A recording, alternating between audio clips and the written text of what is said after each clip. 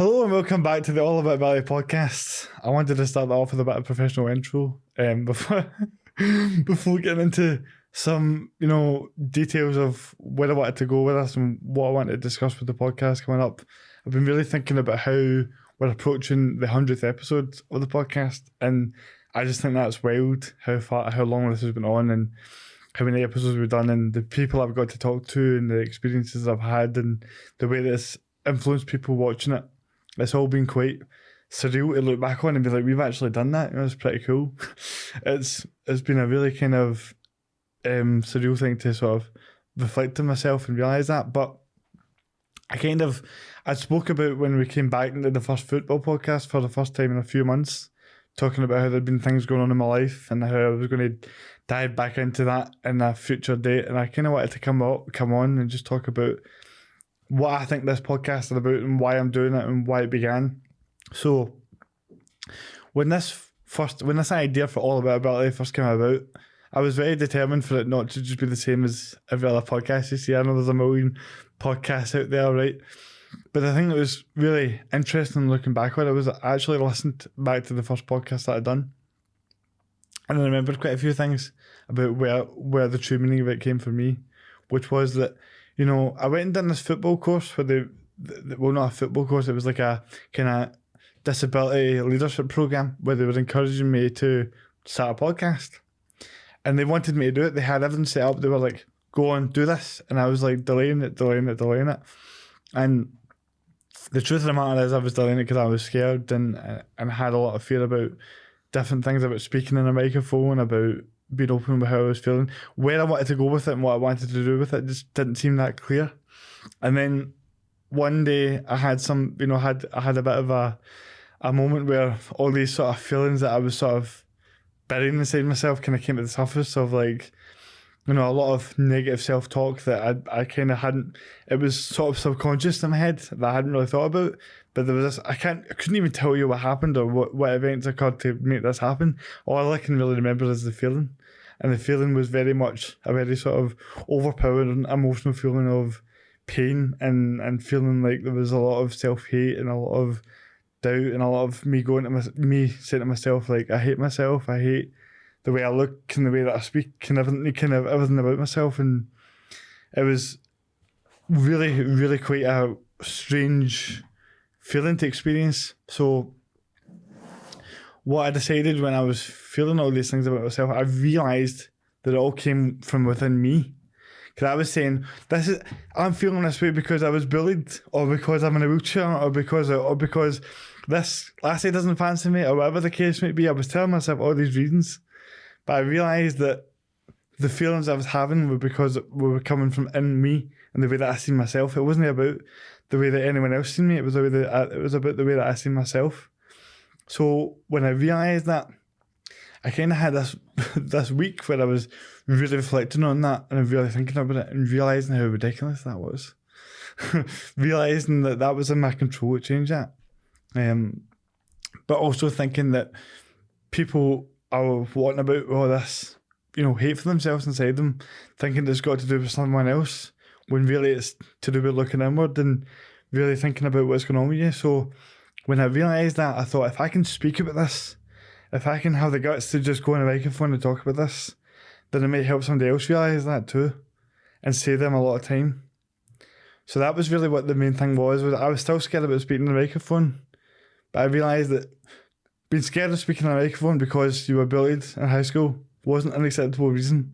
It's up to you to face your fears and do that. And if I can do it, I can maybe help somebody else. So I did that and I opened up about that. And I said that a lot of things that we hate about ourselves, we can actually end up really enjoying and liking. And I got deep into that. And the reaction I got from it was amazing. People were messaging me and it just went much bigger than I could have imagined, which was great. Now, a lot of those things that I kind of healed from were self-learning and realising, like I say, instead of blaming someone else, looking inward and realising it came from within me. And over time, I tried to focus on that and face those things and heal from those things. Now, that's obviously not every one of my problems were fixed that day, then and there, but that's been a process that I've been constantly working on towards the last few years. Now, leading up to this, realising that I was going to do 100 episodes, I was thinking about what's changed for that for me, and how I wanted to come on here and talk a little bit about a new experience that I have had. There was a new feeling for me that I didn't really know how to deal with, which was losing my best pal quite suddenly. He passed away pretty out of nowhere, I would say, and it was... We're on again. Right, so yeah, I had to kind of stop there for a bit because that just got overwhelming. I kind of knew that was going to happen. So, just to go back to where I was at, James and me were very close over the last few years, and he was really good to me in a lot of ways, and it was not something that I seen coming, and I don't think it was something he seen coming, and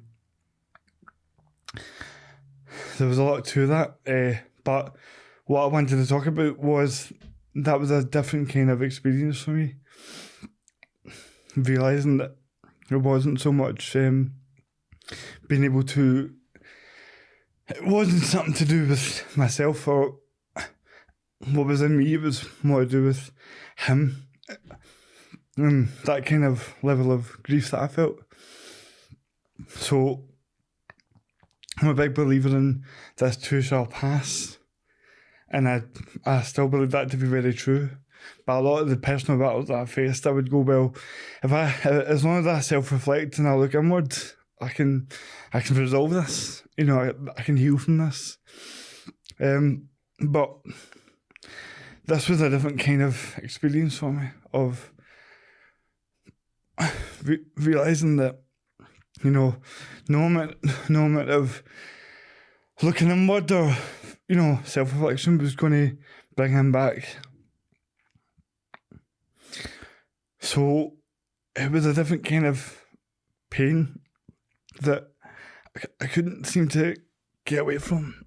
And the reason why I want to talk about it is because I think that pain is very common. It's part of life. Everybody goes through that, and it's something that is part of life, and you need to be able to continue on. And I wanted to talk a bit about how I've been able to continue on. Now, for me, it was a case of, what was really unusual for me is it just wasn't getting any better. The pain every day was just as, just as rough as it was the day before, no matter what I'd done. So there wasn't much I could do to improve things, and I was concerned about that. So time would go on, and I ended up taking my football team to Geneva. And James was supposed to be going with the team to that tournament. And I wasn't sure if I'd be able to do it, to be honest. I was all over the place. I had to try and train this team, coach this team, and also try and prepare myself for this big tournament against these really good football players. But doing it without James, who I knew really wanted to be there, and I knew was buzzing to be there. But ultimately I knew that he would want me to do it. So we went, and I went there still being somebody that was in a lot of pain. Struggling with that grief and struggling with that suffering that I was feeling.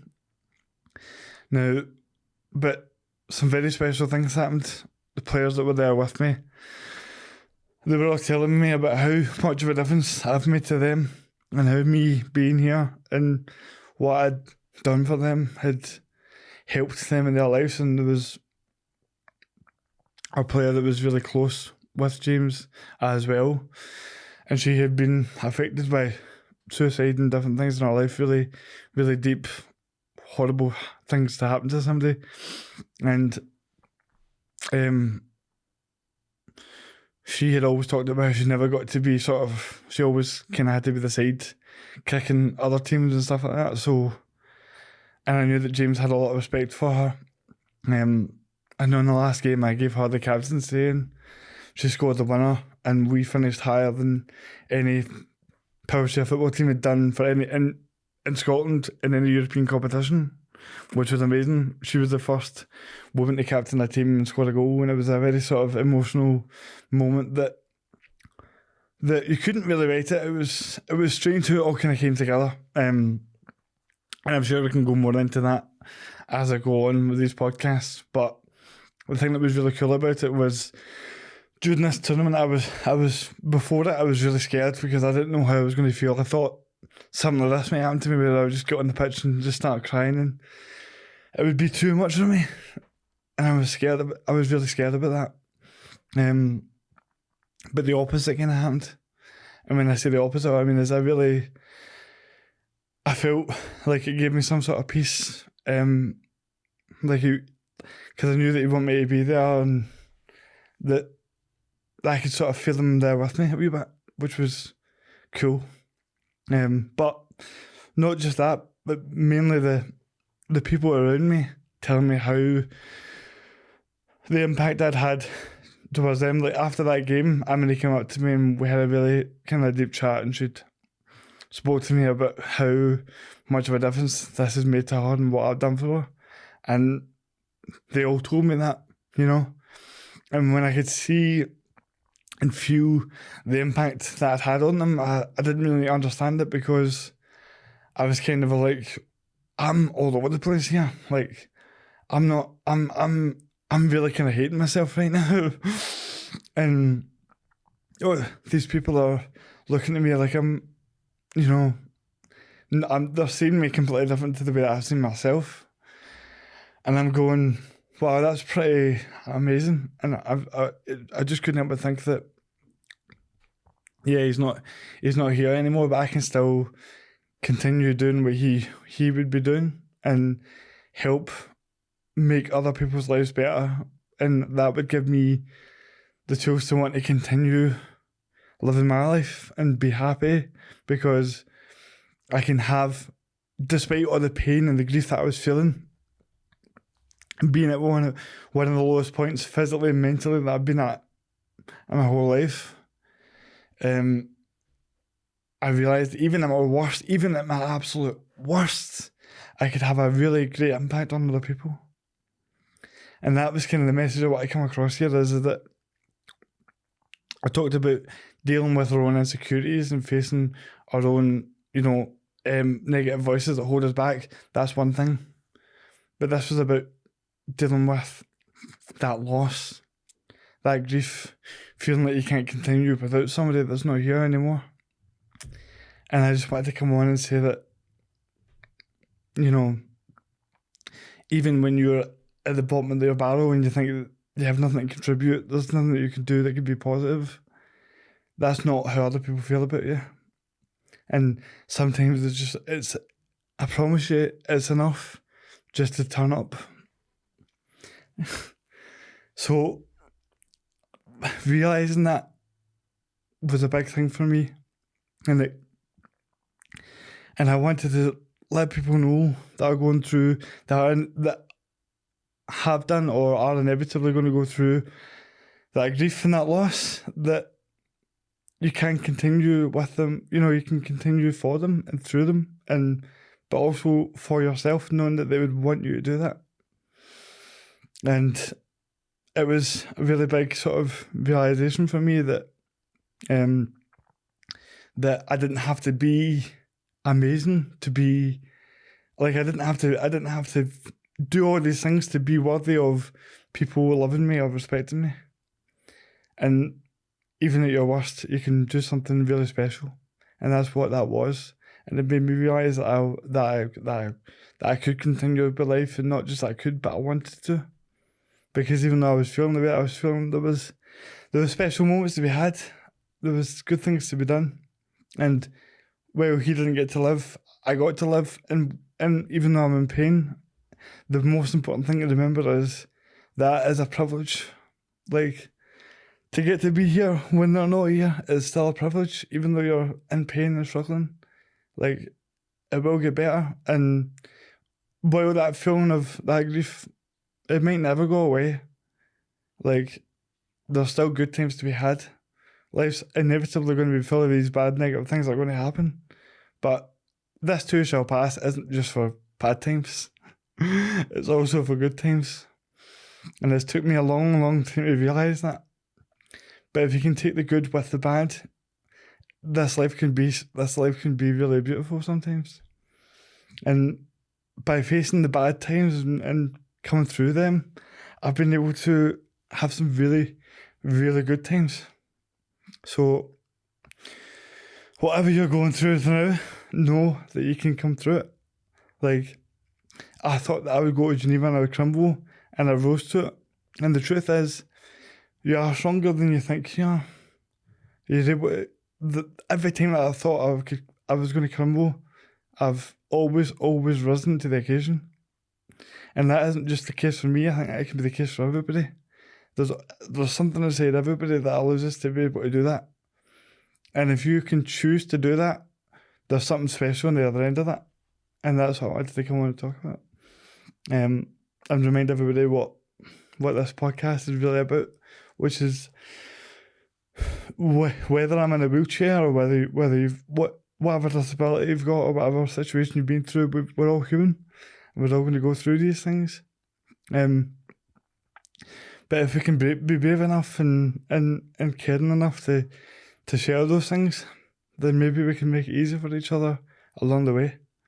And that's what this podcast is about for me. It's always what it's going to be about. And I know you're hearing a lot of emotion in my voice, but I feel really good about this. I feel really good that I've done this. And we're going to get back to doing more interviews and doing more about getting deep into showing that I want to show different sides to people that you might not expect. With every guest that we have, with every conversation we have, show that it's okay to feel the way you feel, regardless of what that feeling is. And we can all come through and be stronger for it. So I hope you've enjoyed this video, and there'll be much more to come. And I really appreciate everyone's support up to this point. And I hope that for this experience and for every experience, I can come back and be stronger and be more consistent than I ever have been.